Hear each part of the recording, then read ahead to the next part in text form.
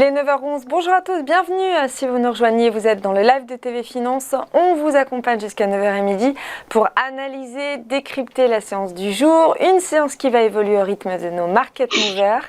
Des market movers que nous révèle tout de suite Antoine Fraisse-Soulier, Financial Market Analyst chez eToro. Bonjour Antoine, merci d'être avec nous ce matin pour nous parler de ces trois valeurs que vous nous avez identifiées pour nos téléspectateurs et internautes. Et ce matin, vous nous proposez de commencer avec une valeur dans le secteur de la métallurgie. C'est le fameux ArcelorMittal qui a publié du reste un bénéfice net au troisième trimestre 2021 en hausse de plus 15%. C'est son plus haut niveau historique. D'ailleurs, depuis 2008, le métallurgiste avait enregistré, je crois, une très très grosse perte de plus de 261 millions il y a un an à la même période. Oui, bonjour à tous. Alors effectivement, ArcelorMittal a publié des résultats en forte progression. Le chiffre d'affaires a progressé 65%, il ressort à 20 milliards. Le bénéfice net, vous l'avez dit, ressort au plus haut depuis 2008, donc c'est exceptionnel.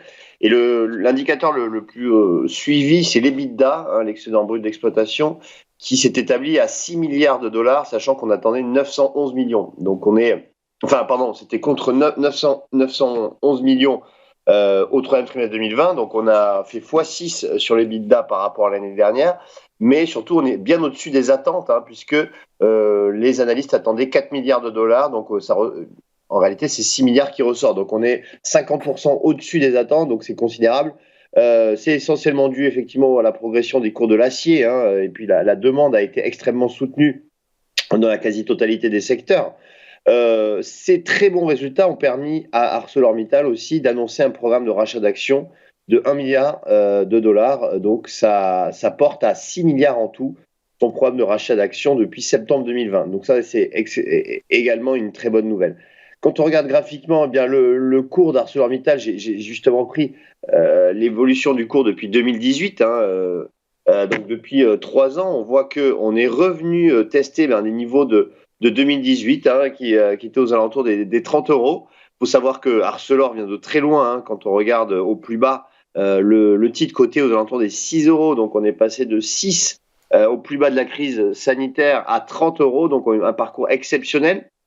Il fallait des catalyseurs pour justement que le titre reparte à la hausse. Donc c'est le cas aujourd'hui. Le titre progresse de 1,5% à la Bourse de Paris. On va voir si le titre peut retrouver ses niveaux de 2018 et pourquoi pas ensuite les dépasser.